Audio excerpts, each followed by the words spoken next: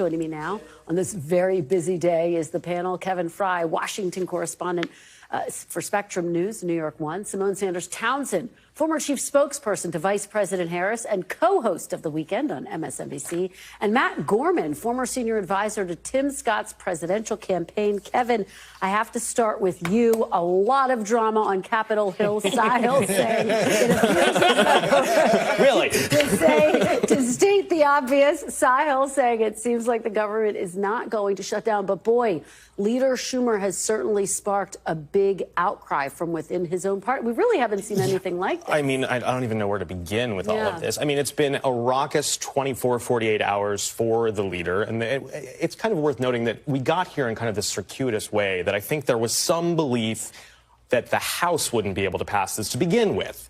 And then it landed in Senator Schumer's lap because, and I should say, there was belief that there would be Republican infighting and the Democrats would have to ride in to save the day, and thus they would have to be concessions, and then Democrats could get some wins. And that didn't happen. Republicans stuck together. As Jeffries told me in the hallway the other day, it seems the whip operation has run out of 1600 Pennsylvania Avenue. And so with Trump pushing along, it landed in Schumer's lap. And Schumer seemed to be somewhat caught off guard by this. And now here we are seeing this likely headed to the White House. This is a critical point you're making before we move on. You're basically saying Democrats miscalculated this moment. They didn't think that the House Speaker was going to be able to get this over the finish line with a big assist from the president. That seems to be part of the problem for them. Now, Jeffries, when I pressed him on this the other day, I asked if he was surprised. He insisted that Republicans would walk the plank for, in his words, Trump. But nonetheless, I mean, it seems this was the moment, and it was, by all calculations, the moment that Democrats would have leverage. Everyone believed that going into this year. And it didn't happen. Yeah, Simone, pick up on that point, because I've been talking to so many Democrats who say, if we're not going to stand up now, when? We're never going to have. There's not another moment. Them, we're not going to have another. Do you see it that way, or is there another moment? No, there's not another moment. But look, Schumer says there is going to be another moment. With all due respect, yeah, like what? And I mean, with all due respect, like, I think that the senator is wrong. I think that Senate Democrats at this point, they want to be the thermometer, and instead, or the thermostat, when we need them to be a thermometer. They need to take the temperature of where their voters are, but also read the room on what's happening. There's not another moment, because this is the one thing that Republicans in the Congress needed Democrats to help do. In the Senate, you cannot, given the filibuster, okay, they need 60 votes. They're not 60 Republicans. Therefore, they need the Democrats to go along. I reject this notion that a shutdown would just give all of these free things to the Trump administration. Yes, in a shutdown, the government decides what is and is not essential. But the people who are furloughed are not fired. They're furloughed. And as long as they're not a federal contractor, they are paid when the government reopens. Schumer said last night that, well, they're raiding the government right now anyway. So what are you talking about? It's just not coherent. I will just say, because I've been very hard on Democrats, House Democrats, kudos to them for sticking together. It seems as though Senator Schumer did not have a plan, and now we're seeing the repercussions of that. Matt Gorman, let me read you something that Semaphor's Dave Weigel wrote today. The Democrats' Tea Party was born on Thursday night when Chuck Schumer took the Senate floor to announce his grudging vote for a Republican spending bill. In the Capitol, senators from states far redder than Schumer's announced that they would not follow their leader. 40 miles away at their retreat in the D.C. exurbs, House Democrats who had overwhelmingly opposed the bill vented about Schumer's weakness. Does that go too far to call this the Tea Party moment for the Democrats? No, not at all. Look, hope is not a strategy, and what their strategy was hoping that Johnson fumbled the bag. He didn't.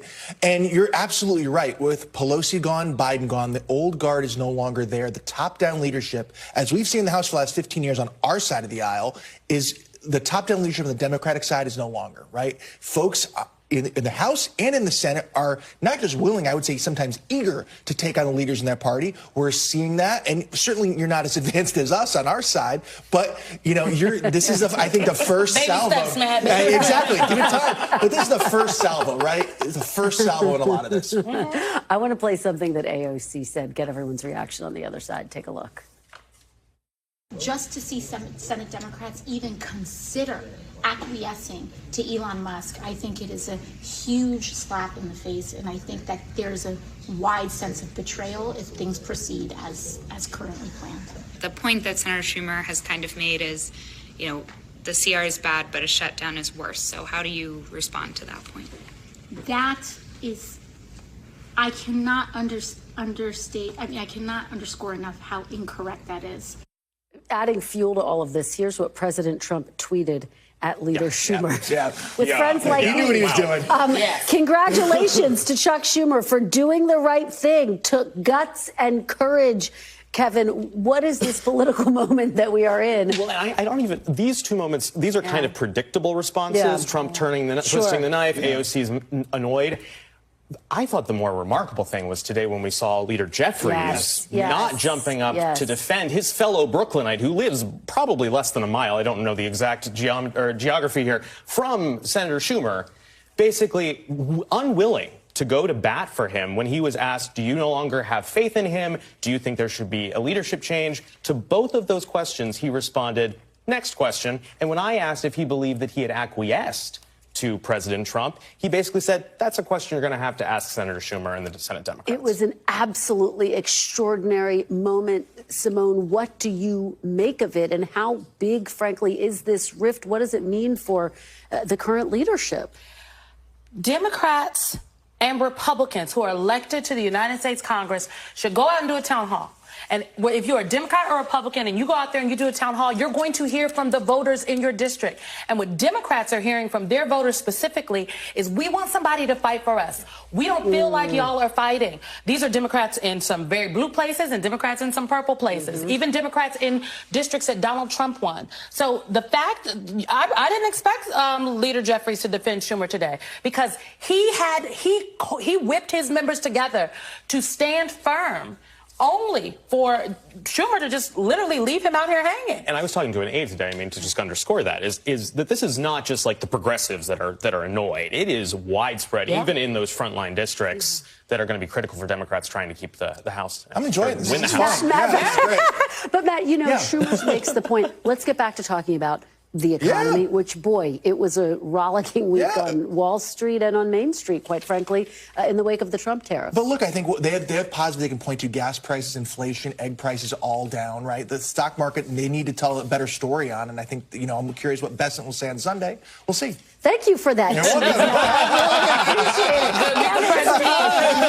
A great panel. We will have you back. We will be back Monday with more Meet the Press Now. And if it's Sunday, it is Meet the Press on your local NBC News station. As you just heard Matt say, I'll have exclusive interviews with Treasury Secretary Scott Bessent and Senator Chris Murphy. We'll also have a brand new NBC News poll. Steve Kornacki will be here to break it all down. You don't want to miss it. The news continues with Yasmin Vesuvian in for Hallie Jackson right now.